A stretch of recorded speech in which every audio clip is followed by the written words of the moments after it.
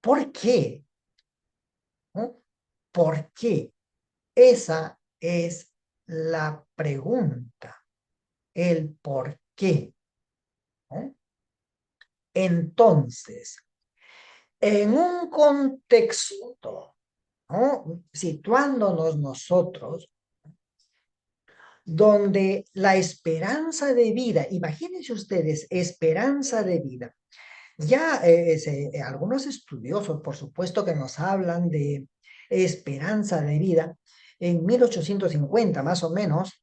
Imagínense ustedes, ¿quién era una persona mayor o una persona adulta, una persona anciana? Una persona de 45 años, 40 años. Ya era una persona acabada, una persona anciana. Y en la medida que va pasando el tiempo, ya ahora, por ejemplo, en nuestro siglo, una persona anciana no es de 45 años. Una persona anciana, ya estamos hablando de 79, 80, 85, 90, y va a depender mucho entonces también de qué, del estilo y calidad de vida que haya llevado. Entonces, eh, donde la esperanza de vida es mucho más amplia, ¿no? Donde la ciencia ha avanzado mucho. Y vuelvo yo al pasado. Imagínense ustedes cómo habría dado a luz una mujer. ¿En qué condiciones? Cuando a alguien le mordía a un animal, por ejemplo, salvaje, ¿cómo curaría su herida? Cuando tenía un accidente o le caía un árbol, ¿cómo? Cuando decimos nosotros, todo tiempo pasado fue mejor, todo tiempo pasado fue mejor, tal vez no sea tan cierto. Nuestros tiempos probables sean muchos mejores. ¿Y por qué? Porque la ciencia ha avanzado y avanza vertiginosamente, ¿no? Lo tecnológico, los cambios socioculturales también. Pero fíjense que todo esto, esta esperanza de vida, este avance científico, tecnológico, más los cambios socioculturales, nos ha dado un incremento significativo de enfermedades crónicas, degenerativas y neoplásicas. Vuelvo al pasado siempre, pero entonces, ¿también habrá habido enfermedades? Claro, porque la gente se moría y se morían mucha gente, ¿no? Tenemos estas pestes que se daban y morían cantidad de gente. Pero hoy, ¿cierto? A mayor edad, a mayor edad, mayor tal vez también enfermedades. ¿Y cómo será de aquí a 10 años, 15 años, 20 años? Tal vez yo y muchos de nosotros ya no estaremos, o quizás sí, también gozaremos de todos los avances que la ciencia nos está brindando. Muchas personas viven más, es verdad, pero con mayores comorbilidades. El envejecimiento, entonces, de nuestra población representa para todos nosotros un reto importante para los servicios de salud en el mundo. Y nosotros, como personal de salud, pues tenemos allí la capacidad de poder, gracias a la flexibilidad, de ir adaptándonos a todos estos cambios que ya vemos y se podrán seguir viendo, ¿no? Muchos entonces de estas personas que sufren una enfermedad avanzada, pues podemos nosotros también darle este título, por decir así. Miren, al final de la vida padecen un sufrimiento intenso y precisan una atención sanitaria y social que implica todo, ¿no? Que implica a todos los ámbitos asistenciales. Y qué importante es que esa mirada que tenemos nosotros como personal de salud sea una mirada a este ser humano, a este sujeto, como se le suele llamar, como persona, como un ser humano sintiente que siente, y mirarlo en toda su integridad, mirarlo como un ser holista, donde no solo es la parte física,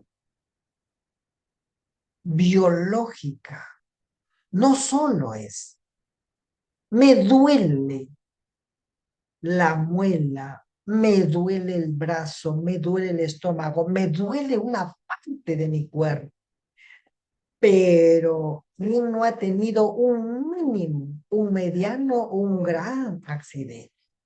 Y cuando nuestro cuerpo ha recibido, todo nuestro cuerpo se moviliza y genera o puede terminar generando un caos. Esta persona debe ser mirado, decía y digo, como un todo lo biológico, lo emocional, lo psicológico, lo social y lo espiritual. Cuando se habla de esta parte espiritual, muchas veces confundimos de lo espiritual o la espiritualidad con lo religioso, cuando sabemos muy bien que lo religioso es una mínima parte del todo que es este ser espiritual. Y hablando de esta parte, entonces, como un ser espiritual, es cuando es el hombre, cuando este hombre, varón, mujer, suele hacerse preguntas y preguntas intensas o profundas. El por qué me pasa a mí, el por qué tiene que pasarme a mí y por qué no a otros, por qué a este cuando todavía está de repente muy pequeño, o de repente no ha nacido, o de repente está en la flor de su juventud. ¿Y por qué? ¿Por qué tiene que pasarnos? ¿Por qué tiene que pasarme? ¿Por qué muere la gente? ¿Por qué hay tanto sufrimiento? ¿Por qué se enferma? ¿Se dan cuenta que nosotros también nos hemos preguntado? Y quizás nos solemos preguntar a diario también. Eso es cuando el hombre apunta a esa parte espiritual. Un ser social, porque este sujeto, esta persona, este ser humano, no es una isla, aunque quiera y aunque viva solo, que no es lo mismo que en soledad, pero vive con otros y vive para otros. Ser mirado entonces como un todo y como profesionales de salud, esa es una de nuestras tareas y nuestra obligación también. Y siempre me gusta poner al otro o hablar del otro que es ajeno a mi persona, pero lo que le puede suceder al otro me hace pensar a mí, me lleva a hacerme preguntas. Si a él o a ella le está pasando estas cosas o estos acontecimientos o estas situaciones, ¿y por qué no me puede pasar a mí también? ¿Qué tengo yo de especial o de superdotado para que a mí no me pase o no me ocurra? Me puede pasar, me puede suceder. Y por lo tanto, entonces, mirar al otro, ver al otro como si fuera yo, digamos, porque hoy él está en esta situación, está en esta condición, pero mañana podría ser yo. Y aquí hay una regla de oro que se utiliza mucho en la bioética. Trata al otro como quisieras que tú seas tratado. Y muchas veces nos distanciamos o ignoramos esto. Y fíjense ustedes, ¿cuánto tiempo vive el ser humano? Ya les decía que más o menos, según, ¿no? En 1850, por poner esta fecha, una persona anciana de 40 a 45 años, ¿no? Entonces, ¿cuánto tiempo vive una persona? ¿Cuántos años tiene usted? ¿Cuánto? ¿25? ¿30? ¿40? ¿50? ¿60? ¿Cuánto tiempo va a vivir más? Probablemente no lo sabemos, ¿no es cierto? Pero más que cuánto tiempo va a vivir, valdría preguntarnos entonces, ¿cuánto tiempo voy a estar muerto? Repito, ¿cuánto tiempo voy a estar muerto? ¿Cuánto tiempo va a estar muerto usted? ¿20 años? ¿15? ¿30? Toda la vida, ¿no es cierto? ¿Cuánto tiempo va a estar muerto usted? ¿Se ha preguntado? Es toda una vida. Y ese corto tiempo que nos toca o que vivimos, sean 20, sean 50, sean 80, ¿cómo la vivimos? ¿Cómo la pasamos? ¿Realmente disfrutamos? ¿Somos felices? ¿Somos solidarios?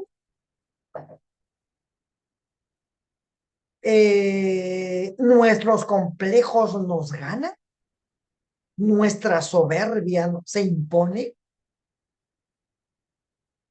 No lo sé. Les decía que este momento es un momento un poquito más como para reflexionar. Entonces, ¿cuánto tiempo voy a estar muerto yo? ¿Mm?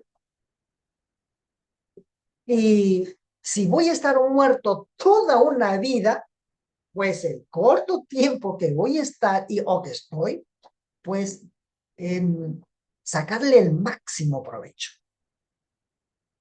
Y desde la práctica profesional, como psicólogo y muchos años inmerso en el mundo de la oncología, suelo decirme a mí mismo y suelo decirle también a algunos de los estudiantes, por no decir mis estudiantes, ¿no? Es importante tratar al ser humano, al otro o al gran otro como uno, como un, porque es uno. ¿cierto? Es uno, único, porque no hay otro igual que yo o que tú. Tratarlo como uno, único y diferente. Y bueno, ya trabajando en el mundo oncológico y en el mundo paliativo, por supuesto le añado uno único, diferente, y bueno, atenderlo como también, como la primera y última atención que se tiene con el paciente. Porque no sabemos lo que puede suceder un segundo más adelante. Podemos leer nuestra historia, podemos recapitular aquello que hemos experimentado y vivido, pero de lo que venga de aquí para adelante, no lo sabemos. Nadie tiene o posee una bolita mágica, ¿no? De lo que ya viene o se avecina. Claro, les decía en un inicio también que la ciencia ha avanzado mucho. Ay, ¿no es cierto? Tal vez se avecina una lluvia, tal vez el fenómeno del niño, de la niña, de los niños y de todos los que pueden existir. O va a haber un temblor, un terremoto. Hay que prevenir eso. Pero de lo que pueda suceder en mí, no. El ser humano también ahí es un misterio. Y es un misterio que se tiene que ir y se va desvelando poco a poco. Y a veces no se desvela con facilidad. Y por eso hay que mirarlo también con mucha cautela, con mucho respeto, con mucho cariño y con mucho afecto. Pero poco, o como dicen, nadie da lo que no tiene. Y entonces es una labor, es una labor, es una labor, es un trabajo constante de ese trabajo personal que cada uno como profesional de salud debe hacer, debe ir formándose o autoformándose, ese trabajo personal que es una constante. Por ejemplo, desde hacerse la pregunta, ¿quién soy yo? ¿Qué quiero? ¿De dónde vengo? ¿A dónde voy? ¿Realmente me siento a gusto con lo que tengo, con lo que soy, con lo que hago? ¿Me siento a gusto con mi cuerpo? ¿Me siento a gusto como varón? ¿Me siento a gusto como mujer? ¿Me siento a gusto con este cuerpo de varón, pensando y sintiendo como varón? Interesante, ¿verdad? Este trabajo muy personal para poder nosotros también acercarnos a el otro que puede tener muchas otras necesidades y muchas heridas que pueden estar también sangrando y necesita de alguien como nosotros, como personal de salud, que supuestamente estamos o deberíamos estar en mejores condiciones para poder ayudar, ¿cierto? Para poder acompañar, para poder atender, para poder curar, para poder sanar.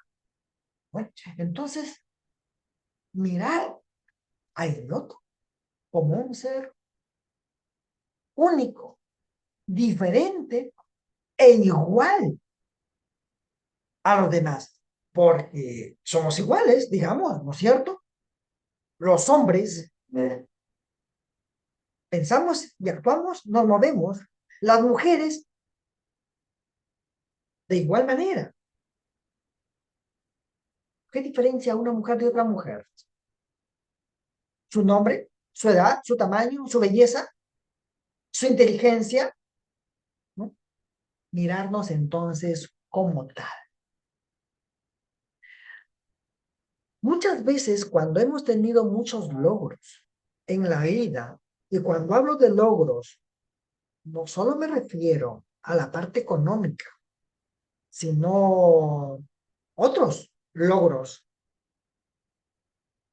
llamemos de títulos, que hoy por hoy debemos tenerlos, por cierto, y muchas veces desde la medicina o algunos médicos, digamos, con todo el cariño y respeto que yo les tengo, pero el ser médico ya pues como que se endiosa. El ponerse una bata blanca y el ponerse el estetoscopio ya son ellos, ¿no? Y los miramos como pacientes nosotros, distantes y lejos. ¿Me escuchará el doctor? ¿Me atenderá el doctorcito? Me vio, pero me atendió, pero ni siquiera me miró. Quizá el haber tenido muchos logros en la vida nos hace sentir grandes, poderosos, y como grande y poderoso miramos al otro como débil o frágil, cuando realmente todos somos, digamos, iguales como seres humanos, ¿no? Y recordarnos que como ser humano, como hombre, varón, mujer, somos finitos, no infinitos, finitos. Eso quiere decir que en algún momento de nuestra existencia, en algún momento de este viaje, ¿no?, vamos a llegar a nuestro punto final, a nuestro último paradero, a nuestro terminal. Y mientras está joven o se está gozando de una gran opulencia, pues nos olvidamos de aquello, de que somos seres finitos y que un día, no muy lejano, nos vamos a ir acabando, ¿no? Nos vamos a ir terminando. Y el asunto es, no es que nos vamos a terminar, sino el cómo nos vamos a terminar. ¿Con qué condiciones nos vamos a terminar? Y la enfermedad muchas veces es un acontecer presente en todos los reinos de la naturaleza, ¿verdad? ¿O qué animal es aquel que no aterra? Ay, dicen que las tortugas viven muchísimos años, ¿no? Pero no, hasta ahora no he conocido una tortuga grande, sí, pero ¿cuántos años? Así, de tanto, tanto, no tanto. Pero en fin, la enfermedad es un acontecer presente en todos los reinos de la naturaleza y el hombre hace parte de este reino, ¿no? Y como tal, este ser humano, yo, tú, nosotros, no ocupamos un lugar privilegiado en este sentido. Hoy estamos aquí, pero mañana llegaremos a nuestro último paradero. Y la enfermedad, que algunas son recuperables, y dependiendo si nos hemos hecho atender o hemos tenido los cuidados, pues se curará, ¿no es cierto?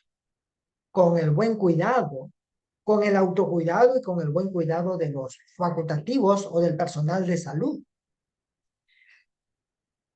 Y aquí hay una preguntita interesante que nosotros podamos hacernos, por ejemplo. ¿Quiénes duran más? ¿Las mujeres o los varones? Quienes, cuando yo digo duran más, viven más, por supuesto, ¿no? ¿Los hombres o las mujeres? Pareciera que son las mujeres las que viven más. ¿Y por qué? Ah, porque se cuidan, pues tienen un autocuidado, tienen un dolorcito, se van al médico, hacen sus chequeos. Eh, ¿Y el varón? Ah, no, el varón, mira, es un dolorcito simple, ya me pasará.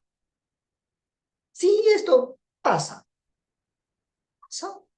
Claro que pasa, pero todo lo que pasa también se va acumulando.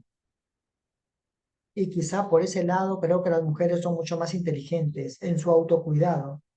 Y nosotros los varones somos un poco más, iba a decir, tontitos, ¿no? Pero poco a poco no hay tanto ese autocuidado o ese cuidado para con nosotros mismos. Entonces, una enfermedad que es curable, pues nos trae también y nos deja una experiencia. Y esta experiencia podría tomarse como una lección y una buena lección que me deja. Y por lo tanto, evitar, cuidarme de algo o del peligro, por decir así.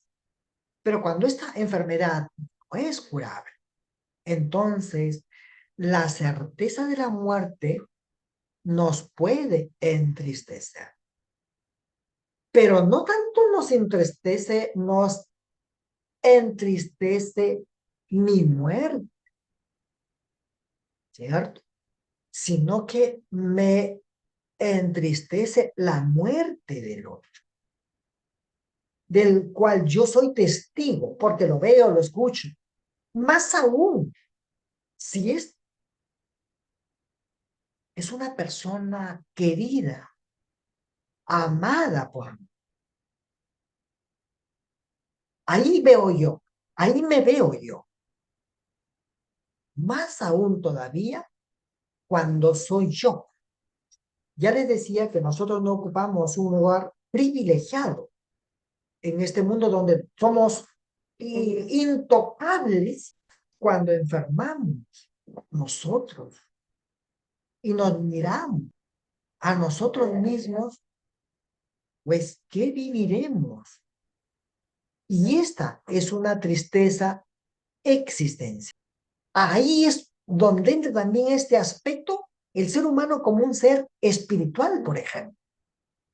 Es una tristeza existencial manifestada en la experiencia del límite, de la fragilidad, de la pérdida continua, de la soledad radical. Y cada día que pasa, hay una ganancia, pero así como hay una ganancia, también hay una pérdida. Vamos perdiendo, vamos perdiendo fuerzas, vamos perdiendo energía, vamos perdiendo trabajo, vamos perdiendo.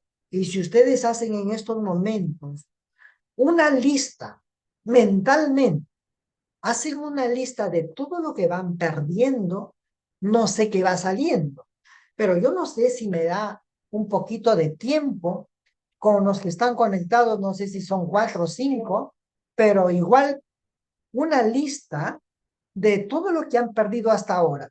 Y si tienen acceso, yo no sé si tienen acceso, por favor, pero si tuvieran acceso a abrirse un micro para yo escuchar no digo una letanía de pérdidas, pero por lo menos una, dos, tres pérdidas, ¿cuáles son estas pérdidas?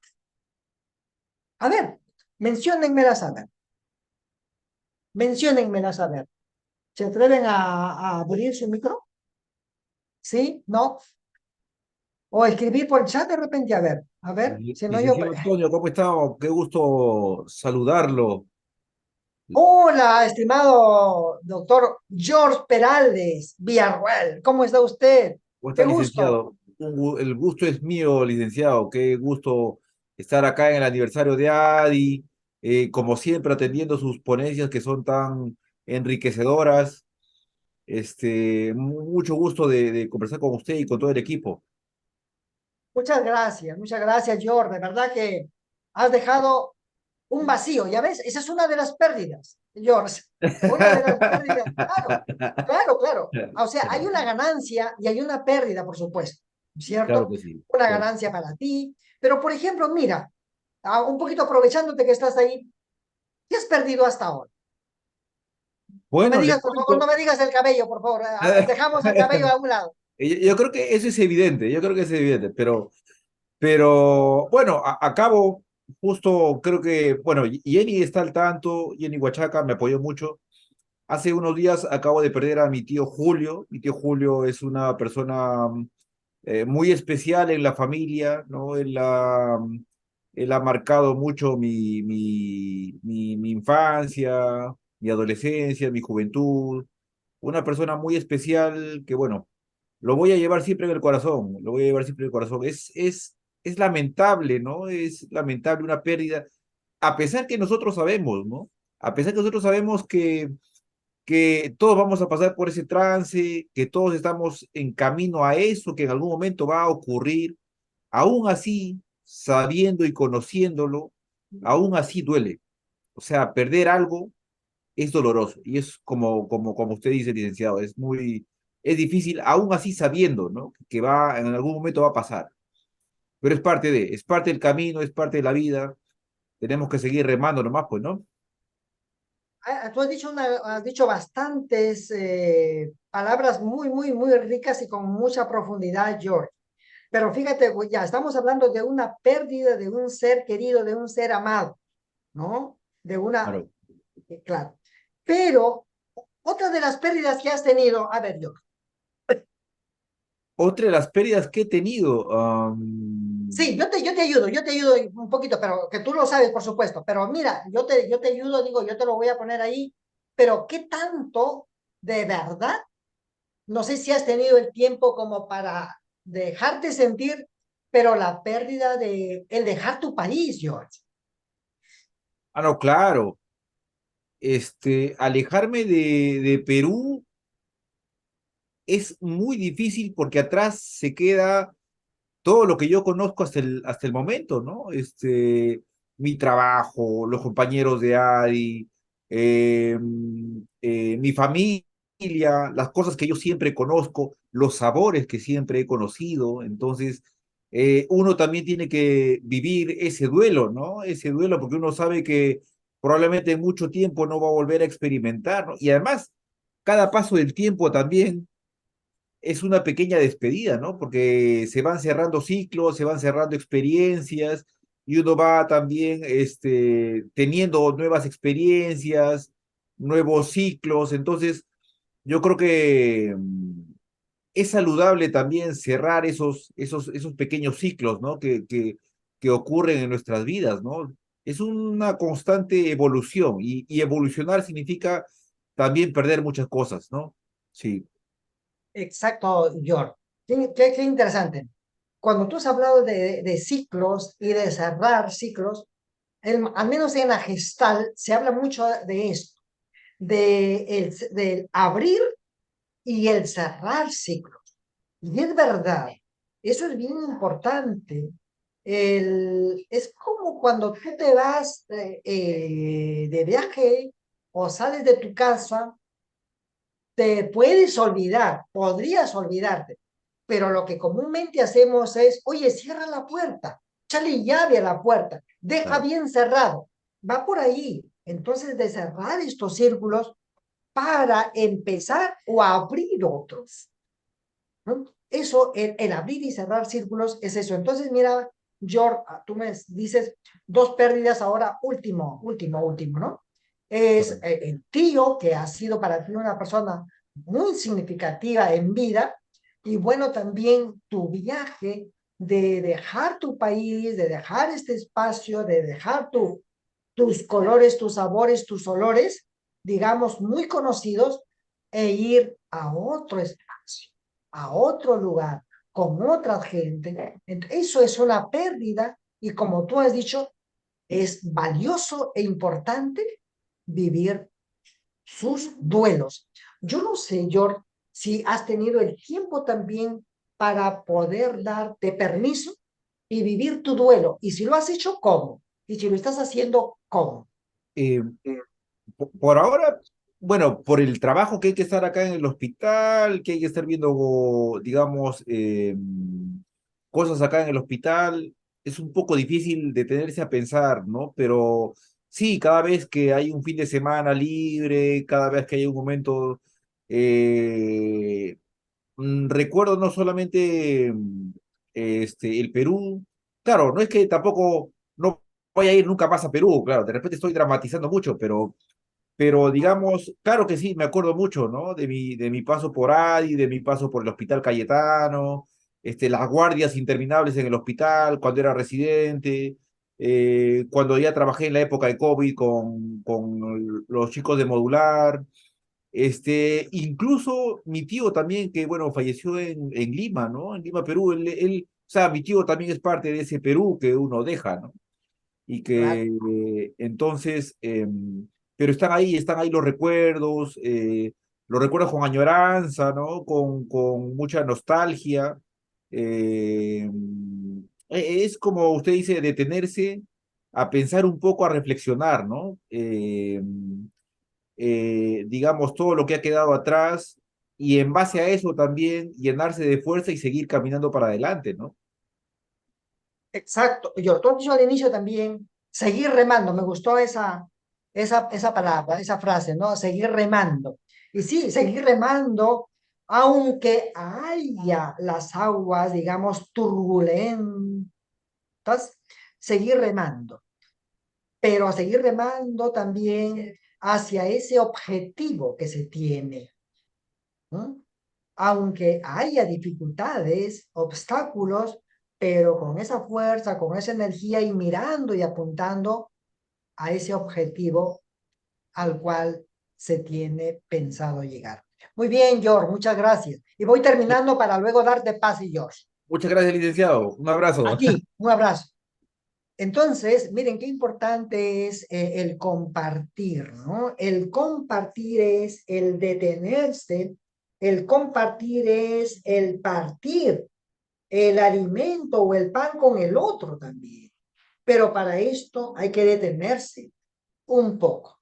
Y es importante que como personal de salud, no solo vivamos haciendo y haciendo y haciendo porque hay necesidad, por supuesto, de educar a los hijos, de pagar, de hacer los pagos correspondientes que se tienen, también preocuparnos por no solo el hacer, sino por el ser, el SER, el ser, este ser humano, ¿verdad? El saber de los conocimientos, el saber compartir, el vivir con los otros, el saber ser, atendernos a nosotros mismos. En fin, bueno, todos podemos morir mañana, ¿verdad? ¿Verdadero o falso? Verdadero. Todos podemos morir mañana si sucediera una catástrofe, por supuesto. Ahora, si todos podemos morir mañana, si sucediera una catástrofe, entonces, ¿por qué nos preocupa la muerte? ¿Por qué? ¿No? Pero bueno, nadie quisiera de repente, o muy pocos quisieran no disfrutar de este día o de este mañana que viene. Y por eso terminan suicidándose, por ejemplo. Pero el poder disfrutar el día a día eh, que tenemos, saboreándolo, y que si hubiese, ¿no?, que tengamos que enfermar, porque enfermaremos de alguna manera o de alguna forma y por alguna enfermedad, pues no desalentarse fácilmente y haciendo resonar las palabras del doctor George en estos momentos, seguir remando y seguir remando. Y qué bonito o qué bueno cuando nos encontramos con los otros con otras personas. Y qué mejor, aunque desconocidas, pero con otras personas profesionales en el campo de la salud que tengan una espiritualidad innata, que los hagan mirar al otro como ese gran otro que necesita ser mirado aún, ¿no? O perdón, sostenerlos aún con la mirada. Interesante, ¿no? Sostenerlos aún con la mirada. Y creo que este gran equipo de área oncológica, donde también estuvo doctor George, y conociendo su calidad profesional y humana, creo que este engranaje que hubo y que hay en el equipo ADI hace que el Hospital Cayetano Heredia suene en el corazón y en la mente de los pacientes, porque escucho decir, ah, el hospital te atienden muy bien, en el Hospital Cayetano te cuidan. Claro, hay diferentes áreas, pero nosotros somos uno de estos. El finalizar entonces el viaje, que tarde o temprano llegaremos a ese fin, lo importante no es llegar al fin, lo importante es cómo llegamos a ese terminal. Y si tuviéramos nosotros que soñar, y tomémonos unos segundos aquí para soñar nuestra muerte, ¿cómo la soñaría en estos momentos? Si pudiéramos soñar nuestra muerte ideal hoy, ¿cómo la soñaría? Bueno, dije que al inicio íbamos a tomarlo como una reflexión o un modo reflexivo. Creo que es importante. Yo me he relajado, por ejemplo, compartiendo con ustedes y detenernos nuestro paso para poder sentarnos frente a un espejo y donde no mires al otro, que es desconocido, sino podamos mirarnos en este espejo a nosotros mismos y qué tan de acuerdo estamos con ese yo que veo en el espejo. Y si sentándonos frente al espejo me miro yo, y si me siento contento y me siento feliz y me siento en armonía, pues podríamos tener también una muerte ideal. Y que como personal de salud tenemos un bonito trabajo y un gran reto de acoger a este otro que resulta siendo un desconocido, pero que es un igual que nosotros, aunque diferente, pero que necesita de alguien que esté mejor parado, porque este otro se encuentra frágil, se encuentra débil, y nosotros podemos ser en ese momento aquel que le podamos tender una mano, le podamos dar una palabra, sostenerlo con la mirada, y si un día llega a este punto final, pues se vaya tranquilo, se despida tranquilo de su cuidador, de su familia, de su equipo de salud, y nosotros poder quedar tranquilos. Muchas gracias, gracias señorita Erika, muchas gracias, no creo que haya preguntas, y bueno, hasta la próxima. Gracias, George.